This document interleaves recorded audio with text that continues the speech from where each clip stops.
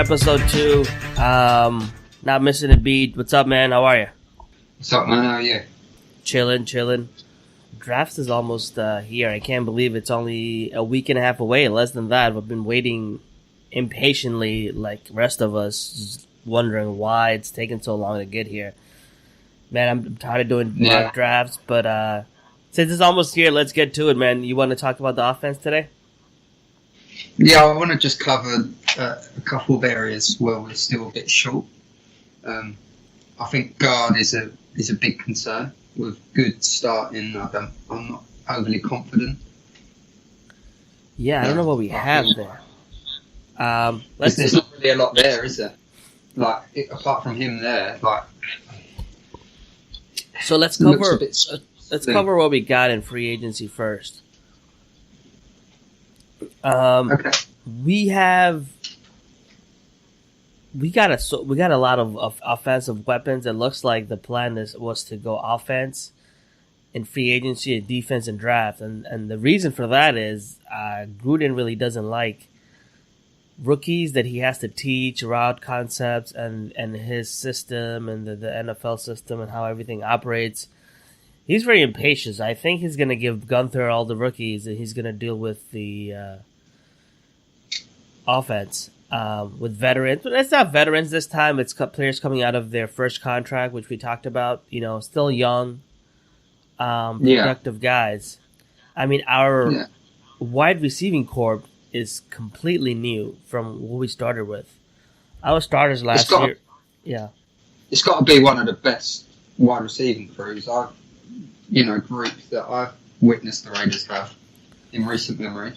Yeah, and the rumor is, Vic was talking about it, Vic Tafer. He said if Hollywood Brown falls to number 24, the Raiders might pick him. They really like him that much, and I think that gives them a real good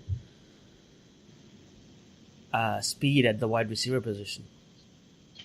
Yeah, I'm not overly sold on taking a wide receiver that high.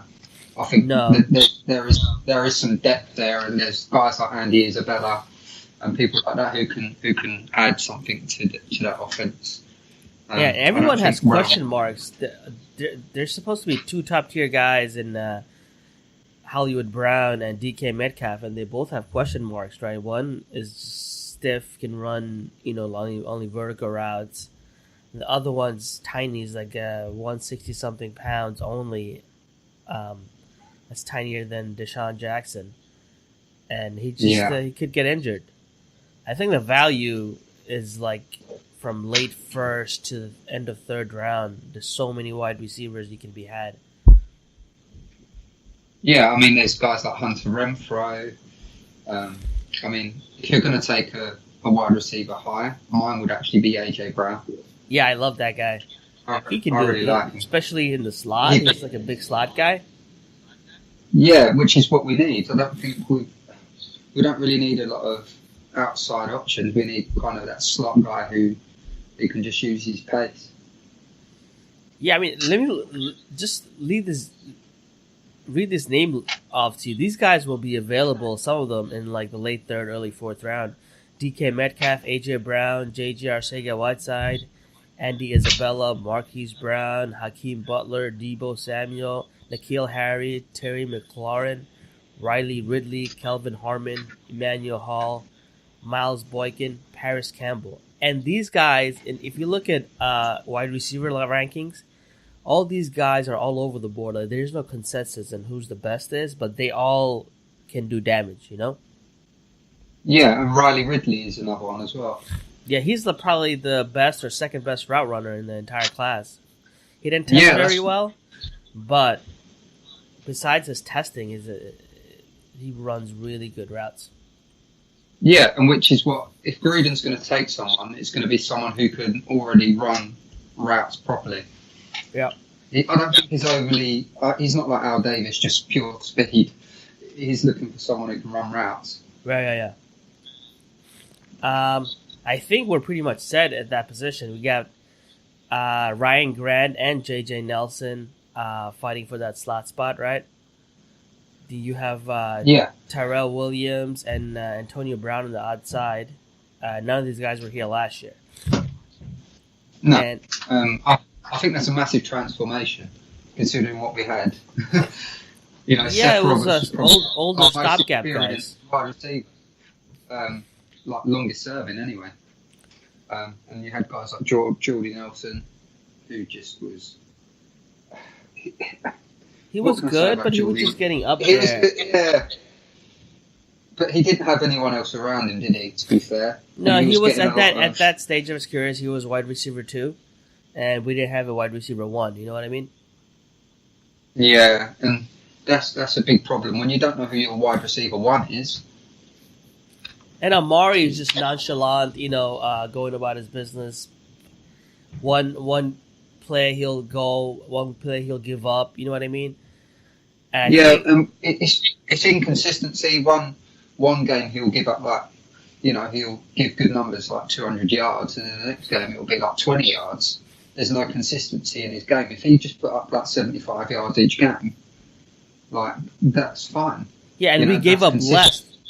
And we gave up less to get Antonio Brown, and got rid of Amari before we had to pay him, because he was going to hold out. There's no way he would sign for anything less than elite level money, because his agent's And for me, involved.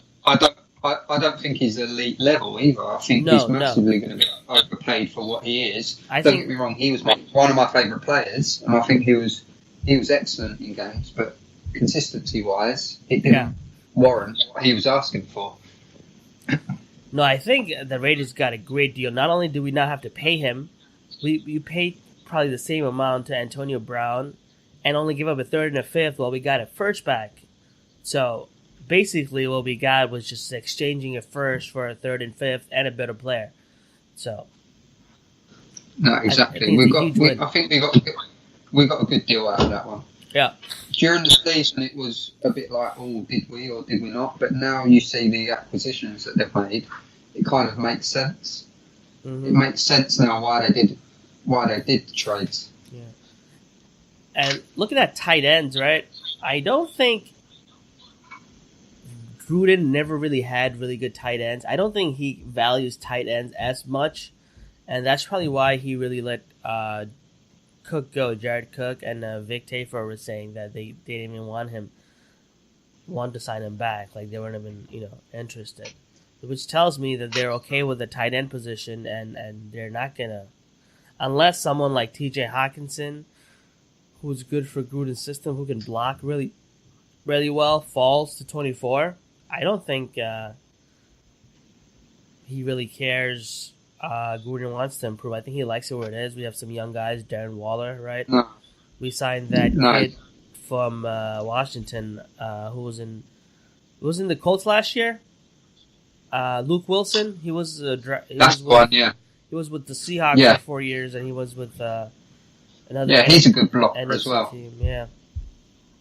So I think we're good there. A lot of people are like freaking out about it, but I think Luke Wilson, Lee Smith, Darren Waller is not one guy who can do both. But I don't think he's worried about the tight end position unless you have a stud. No, T.J. I Hawkinson think fall to you. I think the fact that they haven't really brought anyone in at tight end means that they're going to go a lot of wide receiver sort of heavy concepts rather than tight end. So just have the tight end blocking, as you said, Yeah. and just have wide receivers run routes rather than rely on, like we did last year with Jared Cook was like our top receiver, which is embarrassing really when your tight end is your top receiver. It should be your wideouts. Yeah. So I don't think that's a need there either, tight end or wide receiver. Or one thing the two areas that we could potentially upgrade is running back and offensive guard. We lost KO, right? I think one of the reasons we lost KO is because he was coaching staff felt that he came in, he was out for too long. He could have came back early. He lost a lot more weight than they asked him to. They didn't ask him to drop any pounds. He went down to 299 anyways for his health, which is fine, good for him. But I don't think the coaches were thinking, listen, he's getting up there in age, and he's not, he doesn't want to tough it out anymore. He wants to look after his health and play football. So I think they got rid of him.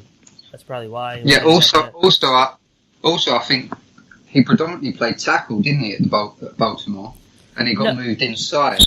No, he played guard. They moved him outside because of injury. He played some tackle, but he was mainly a guard. Yeah. Oh, okay.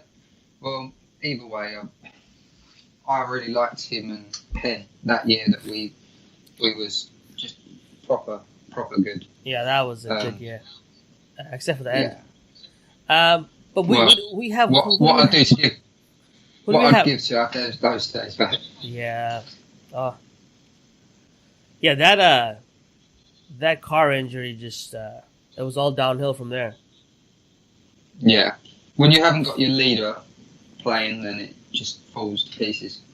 So we have Denzel Good, Denver Kirkland, and Justin Murray at the guard spot. Yeah, that's not looking too great, no. In my opinion. They definitely, in my opinion, will take a guard 24 or 27 unless they trade the picks or there's trades in between. Or 35, 100%. Right? Yeah, they will take someone in the top 4 picks that they've got. Because obviously, Gunther needs his tools, but Gruden last year said we have to protect Carr. Now, I wonder if they're going to take a guy who can play both tackle and guard, or someone who can play center and guard. Yeah, Risner. I would take Risner because he can play anywhere. He can play guard, tackle, center. He's like an all-rounder. He fills multiple spots if you have injuries during the season. Yeah, and Rodney Hudson's still young, so you don't have to worry about replacing him. I think they might have to extend him at the end of the season, right? So. Yeah, I actually think it will be done post-draft. Yeah. I think maybe around August time, I think he'll get extended. I think they'll wait and see what happens with undrafted free agency as well. And then after that, they'll give him a deal. Yep. That's one position where I don't feel they need to change, just paying the money. You know, they're not going to be short of money, are they? So, yeah. And even though we next year that comes out, so the guys that they do need to renew, if they want to keep any of them, that won't be an issue. Yeah, and even though we paid Trent Brown an awful lot of money, we don't owe him anything after the 2020 season. There's no dead cap if we cut him. So you can bring in a guy who can play tackle as well, and maybe if you want to move on from him or Colton Miller, you can just move the draft pick outside. I think that makes sense. Who do you have? You studied the offensive line prospects. Who do you have that can play guard that we can take with our 24, 27, or 35th pick? Depending on if he falls that far, someone like Cody Ford. Yeah. Cody Ford's a really good prospect. Probably one of the top ones on the board. I'd like to say Jonah Williams as well, but I see him more as a tackle.